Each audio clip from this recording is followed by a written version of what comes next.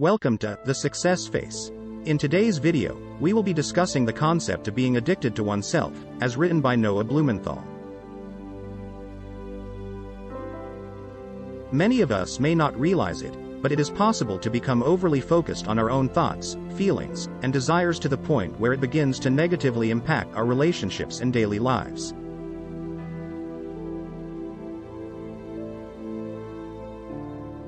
In this video, we will explore the signs of this addiction and what we can do to break free from it. By the end, we hope you will have gained a deeper understanding of this issue and be equipped with the tools to overcome it. Let's get started. The truth is that we are all capable of personal transformation. The issue is that we are constantly presented with suggestions for changes, but we are never taught how to make difficult changes. Even though it doesn't look like an addiction like working too late, talking too much, or giving in too easily, it works in a similar way. However, please seek professional assistance in a structured setting like a support group if you are struggling with a clinical addiction, such as gambling or drinking. When you have a self-addiction, you do the same things over and over again, which don't improve your life but rather make it worse.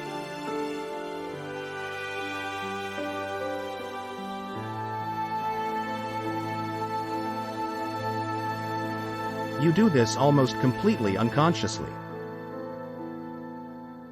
If you are aware of the habit, you may consider it to be part of who you are and feel powerless to break it. You can make the change you want, says Abraham Lincoln, whether you are trying to change something for the first time or you are struggling with something that you have tried to change many times in the past.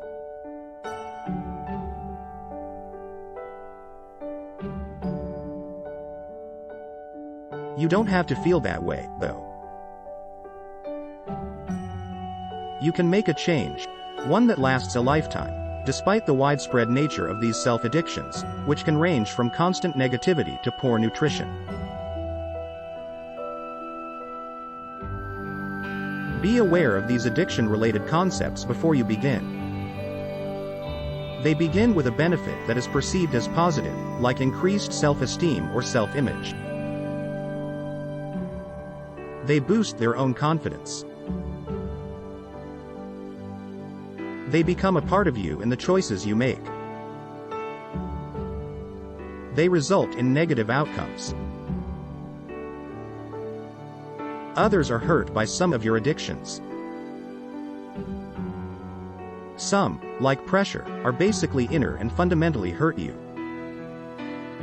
You have an enslavement assuming you continue to participate in a similar way of behaving, despite the fact that you understand it is harming you.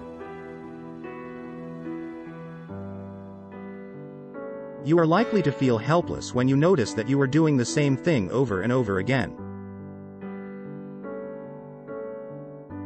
Because it is so deeply ingrained, beating an addiction is difficult. It can have an impact on every part of your life. Therefore, in order to defeat it, you must alter not only your actions but also your surroundings. Part 1. Raising awareness. To get started, you should identify your own addictions. This can be done 3 ways. First, look at how you act compared to the people around you. How do you behave in comparison to those you admire? Which of their activities or responses make you jealous? Start by making a short list of people you admire. Take note of what you do or how you act instead of their admirable characteristics or actions. Be precise. Behaviors that outlive their initial purpose do so because they become self-reinforcing at some point.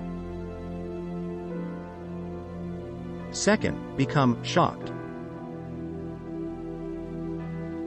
This occurs when you behave normally and the people around you respond honestly, sometimes even aggressively. Imagine a worker for you moving to a different department and telling you straight up that it's because you never showed that she was competent.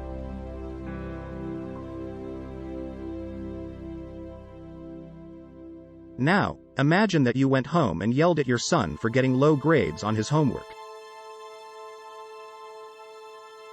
He started crying because he felt like he was never good enough. Taken together, those two episodes could stun you into acknowledging you are dependent on being excessively unforgiving and negative, and prod you toward change. However, you must be open to such shocks in order to learn anything from them. You cannot stiffen up and react defensively. Try reviewing your behavior to see if you can shock yourself into changing in the event of a bad situation.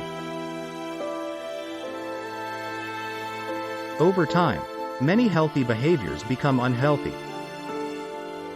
Last but not least, talk to other people about your addictions. Ask them what they like most about you and what they think you could improve as a friend or employee. It's possible that the first time you ask someone a question, they won't give you straight answers. Because of this, you might have to keep trying to convince them that you really want to hear their honest opinions.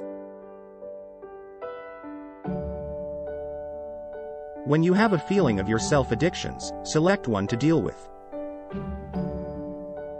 The most telling characteristic of self-addiction is continuing to engage in behaviors that harm us.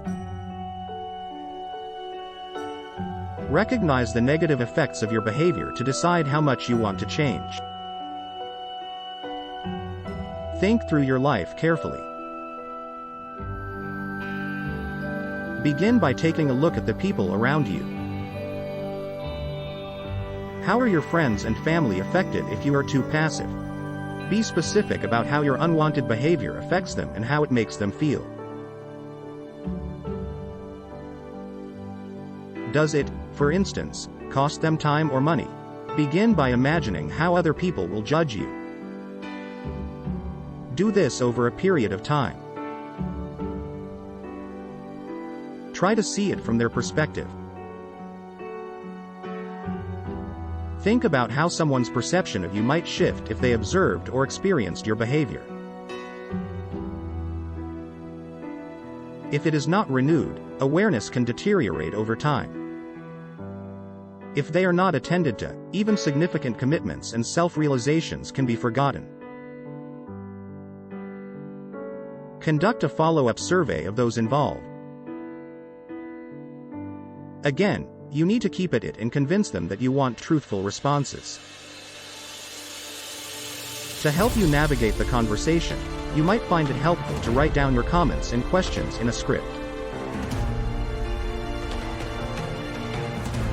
Compare the responses you get to your understanding of the situation. Consider your past, present, and future after you have addressed the people in your life. How have you been affected by this behavior in the past? How might it restrict your life going forward? Does it restrict your potential outcomes of accomplishment?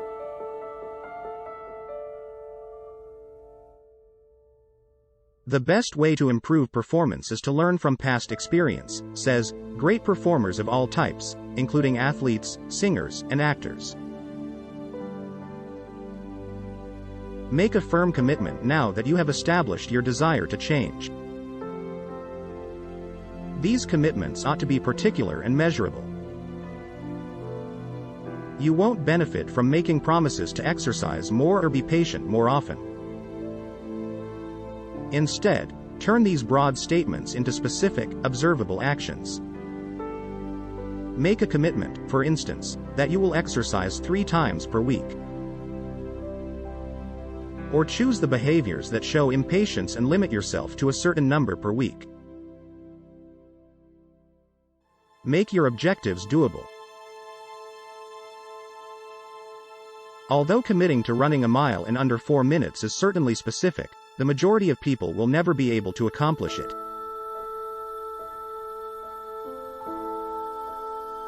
The problem lies in this: you are held in a very strong and powerful grip by addictions. You need to be even more powerful to break them. Your addictions are everywhere, not just inside of you. There should be clear benefits to these goals. Consider the ways in which they will benefit you, the people in your life, and even your company. Determine your basic thought processes in needing to roll out these improvements. The more you can relate your objectives to these advantages and motivations, the more committed you will be and the better your chances of success.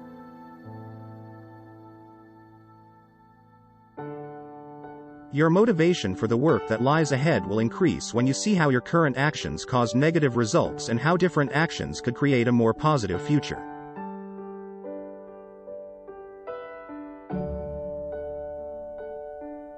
On the other hand, figure out why you don't want to change.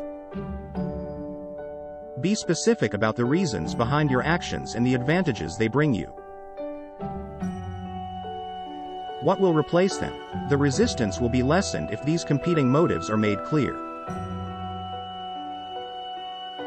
Check to see that your goals have specific deadlines. Omit the phrase, someday.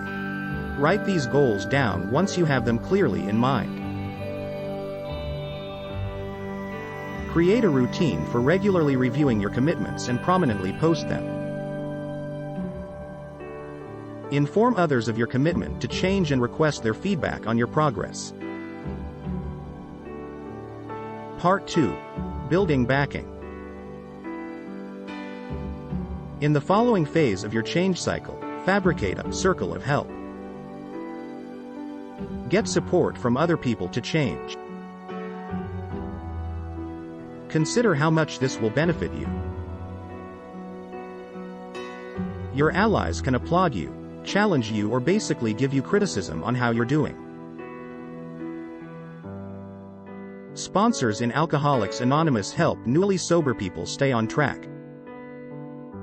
Sponsors of this kind also help to celebrate successful change. Make trust the most important factor when looking for supporters. Make a list of reliable individuals who might be able to assist you. The more committed you will be to the change, the clearer you are about the value of your change, the consequences of maintaining the status quo, and the broad impact of your behavior. Look for 3 types of supporters.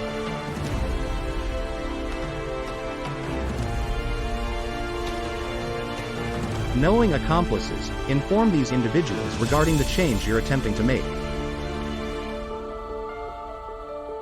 Informing partners, get their feedback. Tell them about the change you want to make and ask them to keep an eye on your actions. Working partners, request their cooperation in bringing about change.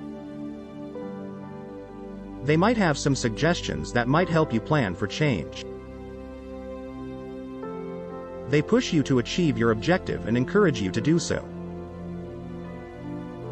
Eventually, you will be able to put an end to your self-destructive behavior. You'll need to adopt new habits to take their place when you get there.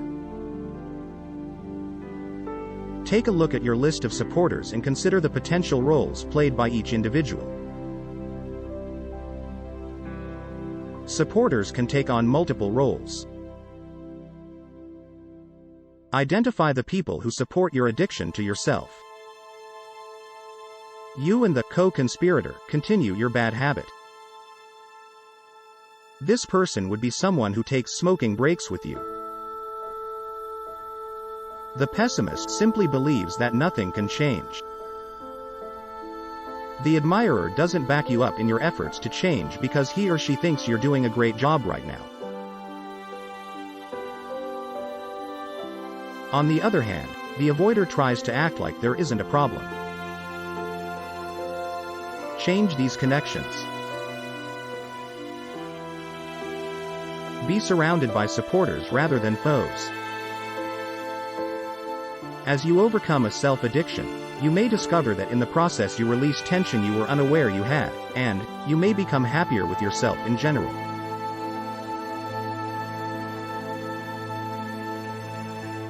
Ensure that the support comes to you in a manner that suits you.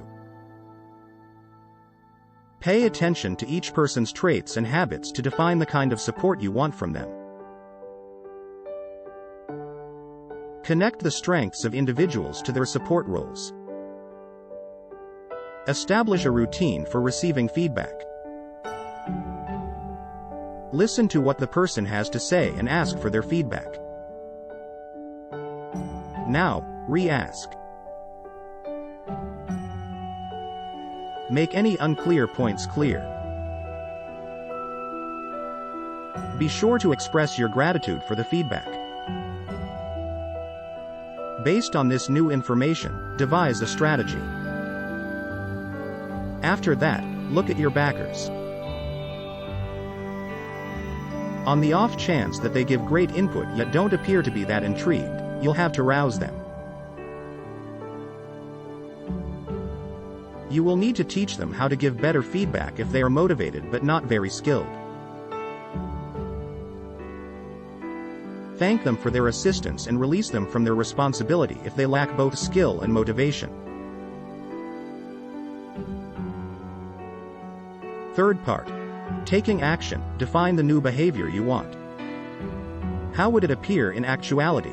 Attend a seminar or learn the necessary skills from a teacher. Use examples from your readings or informal models from your daily life or previous experiences if you are unable to locate either.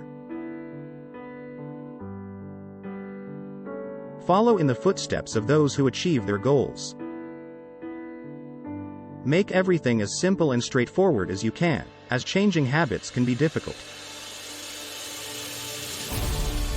Do it if it means writing a simple script to follow. Before entering situations, prepare for change that works. If you want to change your eating habits, for instance, you could eat a healthy meal before entering a tempting circumstance. Become more adept at recognizing the undesirable behavior. Take your time and consciously put your new behavior into practice. Keep a log in writing. Make a list of instigator events that make you do the bad things and blockers, things that stop you from doing the new thing. Couple that with a rundown of starters, explicit advances you take that permit you to find lasting success.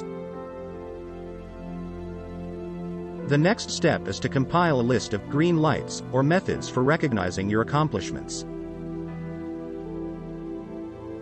The desired behavior is fueled by these rewards. Thank you for watching The Success Face, and for tuning in to this week's video, You're Addicted to You. We hope that you found Noah Blumenthal's insights and tips helpful in understanding and overcoming your own addictive behaviors. Remember, the first step to overcoming any addiction is acknowledging and accepting that you have a problem. From there, it's important to seek support from loved ones, therapists, or support groups to help you on your journey towards recovery.